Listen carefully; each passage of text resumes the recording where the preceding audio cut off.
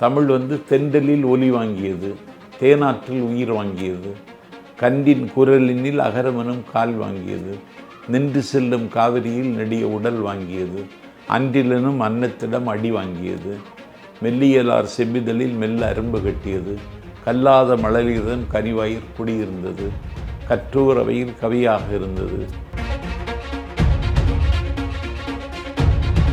தெய்வத்தான் ஆகாததினும் முயற்சிதான் மெய்வருத்த குறிதர்.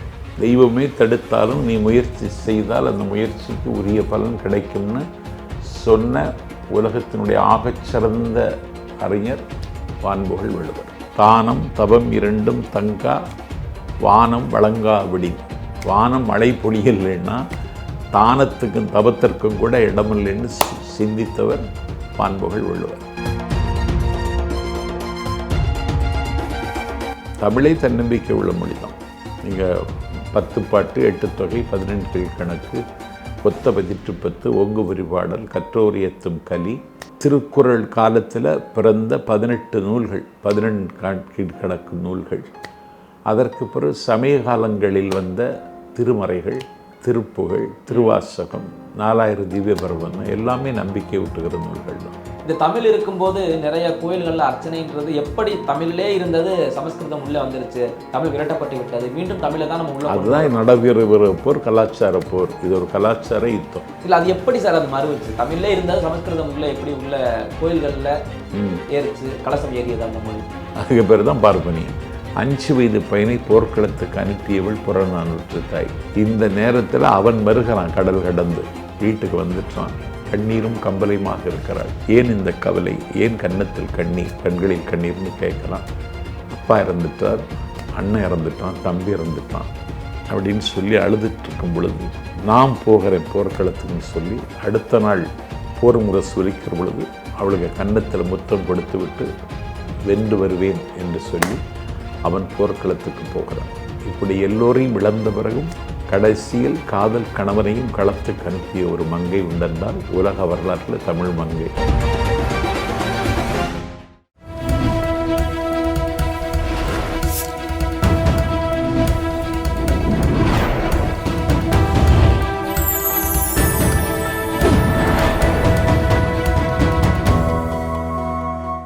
Channel 5 Tamil நேயர்களுக்கு வணக்கம். இன்று நேர்காணலில் நம்மோடு இணைந்திருப்பவர் தமிழக வெற்றிக் கழகத்தின் மாநில பரப்புரை செயலாளர் திரு நாஞ்சில் சம்பத் அவர்கள். வாருங்கள், அவரோடு பேசுவோம். சார் வணக்கம். வணக்கம் தம்பி. சார், இன்றைய தலைமுறையினர் தமிழ் மொழியின் அந்த தொன்மை பற்றியும் அதனுடைய வரலாறு பற்றியும் அறியாமல தான் இருக்காங்கன்னு நினைக்கிறீங்களா? என்ன தெரிஞ்சுக்கணும்னு நினைக்கிறீங்க தமிழ் மொழியினுடைய அந்த சிறப்புகளை பற்றி? இன்றைய இளைய தலைமுறை தெரிஞ்சு வச்சிருக்காங்க. இல்லை, நீங்கள் எது தெரியாமல் இந்த காலத்தில் இருக்காங்கன்னு நீங்கள் சொல்ல விரும்பலாச்சும்? இல்லை, நான் இளைய தலைமுறையோன்னு நான் குறைத்து மதிப்பிடலை. என்னை காட்டிலும் அறிவார்ந்த தளத்தில் இயங்குகிற ஆற்றலும் என்னை காட்டிலும் அட்வான்ஸாக இருக்கான். இல்லை, தமிழ் மொழியின் தொன்மைகளை பற்றி நீங்கள் கொஞ்சம் சொல்லலாமே. என்னென்ன சிறப்புகள் இருக்குது இந்த மொழிக்கு? ஏன்னா திராவிடத்தில் ஒரு மொழி நீங்கள் சொல்கிறீங்க, ஆனால் சில பேர் சொல்கிறாங்க தமிழ் தான் எல்லாத்துக்குமே தலையாய ஒரு மொழி அப்படின்னு ஒரு கருத்து. ஆமாம், எல்லா மொழிக்கும் தமிழ் தலையாய மொழி தமிழ் தான். அதனுடைய சிறப்புகளை பற்றி சொல்லலாமே. காலத்தால் மூத்த மொழி, என்று பிறந்தவள் என்று உணராத இயல்பினள் எங்கள் தாய். தமிழ் தென்றலில் ஒலி வாங்கியது, தேனாற்றில் உயிர் வாங்கியது, கன்றின் குரலினில் அகரமெனும் கால் வாங்கியது, நின்று செல்லும் காவிரியில் நெடிய உடல் வாங்கியது, அன்றிலெனும் அன்னத்திடம் அடி வாங்கியது, மெல்லியலார் செவ்விதழில் மெல்ல அரும்பு கட்டியது, கல்லாத மழலிடம் கனிவாயிற் குடியிருந்தது, கற்றோர் அவையில் கவியாக இருந்தது. இந்த நாட்டில் பெற்றோர் இல்லாமல் பிறந்த பொருள் ஒன்று தமிழ், இன்னொன்று பிறவா யாக்கை பெரியவன் என்கிற சிவபெருமான். சிவபெருமானுக்கு அம்மா அப்பா இல்லை, எங்கள் தமிழுக்கும் அம்மா அப்பா இல்லை. அம்மா அப்பா மேலே வந்தது தான் ரெண்டுமே. ஆமாம், அதான் ரெண்டும் ஆதியாக இருக்கிறது. ஆமாம். இன்றைக்கு இளைஞர்கள் ஏதாவது தன்னம்பிக்கை இழந்து ரொம்ப, அதாவது நம்ம ஏதோ செயலை செய்ய போகும்போது தடுமாறி நம்ம நிற்கும் போது நமக்கு தமிழ் எந்த அளவுக்கு கை கொடுக்கும்? சில வாக்கியங்கள், சில வரிகள் எல்லாம் நமக்கு உந்துதலாக இருக்கும்ல. தெய்வத்தான் ஆகாததினும் முயற்சி தான் மெய்வருத்த குறிதர்.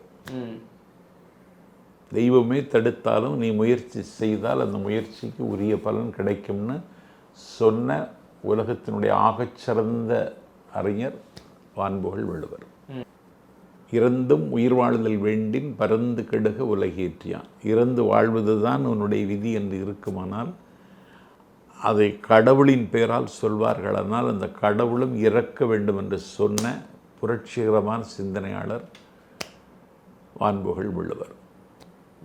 தானம் தவம் இரண்டும் தங்கா வானம் வழங்கா விடின். வானம் மழை பொழியலைன்னா தானத்துக்கும் தவத்திற்கும் கூட இடமில்லைன்னு சிந்தித்தவர் வான்புகழ் வள்ளுவர். மழித்தலும் நீட்டலும் வேண்டா உலகம் பழித்தது ஒழித்து விடின். இந்த நாட்டில் தாடி வளர்த்திட்டு மொட்டை அடிச்சுக்கிட்டு கங்கையில் குளிச்சுட்டு இந்த நாட்டில் சாமியார் வேடம் போடக்கூடிய கபடதாரிகளுடைய கன்னத்தில் மழித்தலும் நீட்டலும் வேண்டா. உலகம்னா உயர்ந்தவர்கள் சொல்லு, அதை உயர்ந்தவர்கள் சொல்ல மதிச்சிட்டேன்னா இதெல்லாம் தேவையே கிடையாதுன்னு சொன்னவர். வள்ளுவரை தாண்டி வேறு யாரும் தமிழில் இது போல தன்னம்பிக்கைக்கு உறுதுணையாக வரிகள் கொடுத்துருக்காங்களா? தமிழே தன்னம்பிக்கை மொழி தானே. தமிழே தன்னம்பிக்கை உள்ள மொழி தான்.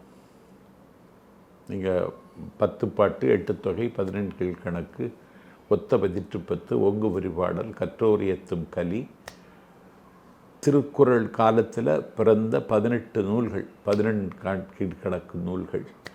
அதற்கு பிறகு சமய காலங்களில் வந்த திருமறைகள், திருப்புகழ், திருவாசகம், 4000 திவ்ய பிரபந்தம் எல்லாமே நம்பிக்கை ஊட்டுகிற நூல்கள் தான். இந்த தமிழ் இருக்கும்போது நிறைய கோயில்களில் அர்ச்சனைன்றது எப்படி தமிழிலே இருந்தது சமஸ்கிருதம் உள்ளே வந்துருச்சு, தமிழ் விரட்டப்பட்டு விட்டது, மீண்டும் தமிழை தான் நம்ம உள்ள. அதுதான் நடைபெறுகிற போர், கலாச்சார போர். இது ஒரு கலாச்சார யுத்தம். இல்லை அது எப்படி சார் அது மறுவுச்சு? தமிழ்லே இருந்தது சமஸ்கிருதம் உள்ள எப்படி உள்ள கோயில்களில் ஏறிச்சு, கலசம் ஏறியது அந்த மொழி? அதுதான் பார்ப்பனியம். அதுக்கு பேர் தான் பார்ப்பனியம். இல்லை அது எப்படி ஊடுருவியது? பார்ப்பனர்களால் தான் ஊடுருவிச்சு. ஊடுருவது ரைட் வைக்க அந்த நேரத்தில் தமிழின் தரம் எப்படி போச்சு? அதை ஏன் விட்டு? தமிழுக்கு தரம் ஒன்றும் போகலை. இல்லை மன்னர்களா இல்லை வேற யாரும் விட்டது விளைவா? மன்னர்களும் பார்ப்பனர்களும் தான். இல்லை மன்னர்கள்னு பொதுவாக நிறைய அரசியல் தலைவர்கள் விமர்சனங்களை வச்சுட்டாங்க. ஆனால் சோழர்கள் காலத்தில் தான் திருச்சோழியம், நலவெண்பா, கம்பராமாயணம், பெரிய படங்கள் எழுதப்பட்டது. பார்ப்பன ஏகாதிபத்தியம் தான் இதுக்கு காரணம். இன்றைக்கும் அவங்க தான் அதை செய்கிறாங்க. இன்றைக்கும் டெல்லியில் 100 பேர் உயர்ந்த பொறுப்புகளில் நிதித்துறை செயலாளர்னால் அவங்களாதான் இருப்பாங்க. எட்டர்னல் அஃபேர்ஸ் மினிஸ்டர்னால் அவங்களாக தான் இருப்பாங்க. இந்தியாவுடைய ஃபினான்ஸ் அவங்களாக தான் இருப்பாங்க. முடியை வைத்து தீர்மானிக்கப்படுகிறது. ஆமாம்.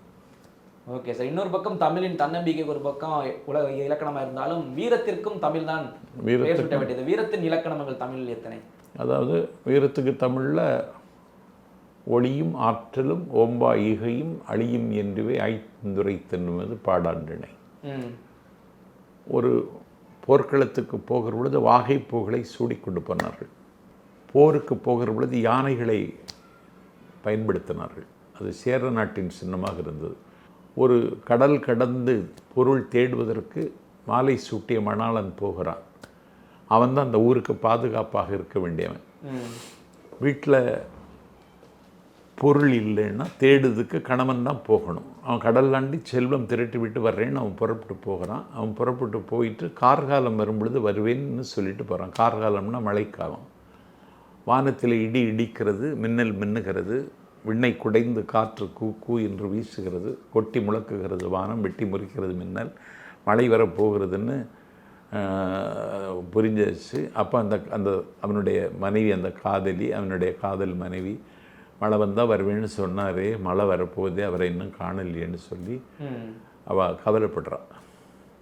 அந்த நேரம் பார்த்து தலைவன் ஊரில் இல்லைன்னு சொல்லி அந்த ஊரை கவர்ந்து கொள்வதற்கு மாற்றார்கள் படையெடுத்து வருகிறார்கள். அந்த படை எதிர்க்க வேண்டிய கடமை செய்ய வேண்டிய கணவன் இல்லைன்னு சொன்ன உடனே தன்னுடைய வயதில் மூத்த தந்தையை போர்க்களத்துக்கு அனுப்புகிறாள். அவன் போரில் சண்டையிட்டு தந்தை சாகிறான். தந்தை மறைந்து விட்டார். அடுத்த நாளும் போர் முரசு ஒலிக்கிறது. என்ன செய்வதென்று இருக்கிற பொழுது தன்னுடைய அண்ணனை அனுப்புகிறாள். அண்ணனும் போர்க்களத்துக்கு போய் சண்டை போட்டு அவனை இறந்துட்டான். அதற்கு பிறகு அடுத்த நாள் மீண்டும் போர் முரசம் ஒலிக்கிறது. என்ன செய்வதென்று யோசித்த பொழுது கல்யாணத்திற்கு காத்திருந்த தன்னுடைய வாலிப தம்பியை போர்க்களத்துக்கு அனுப்புகிறாள். அவரும் தாக்கு பிடிக்கிறான், சண்டை சமர் செய்கிறான், சண்டை போடுகிறான். ஒரு நிராயுத பாணியாக நின்று போராடி அவனும் களத்தில் வீழ்ந்து விட்டான். அவனும் இறந்து போனான் என்கிற செய்தி வருகிறது. அதற்கு பிறகு என்ன செய்வது? அடுத்த நாளும் போர் முரசம் ஒலிக்கிறது. 5 வயது பிஞ்சு பையன். அவனுக்கு வெள்ளி ஆடை உடுத்து அவன் கையில் வேலை கொடுத்து சென்று வா சிறுக்களம் வென்று வா என்று 5 வயது பையனை போர்க்களத்துக்கு அனுப்பியவள் புறநானூற்று தாய். இந்த நேரத்தில் அவன் வருகிறான், கடல் கடந்து வீட்டுக்கு வந்துட்டான். கண்ணீரும் கம்பலையுமாக இருக்கிறாள். ஏன் இந்த கவலை, ஏன் கன்னத்தில் கண்ணீர், கண்களில் கண்ணீர்னு கேட்குறான்.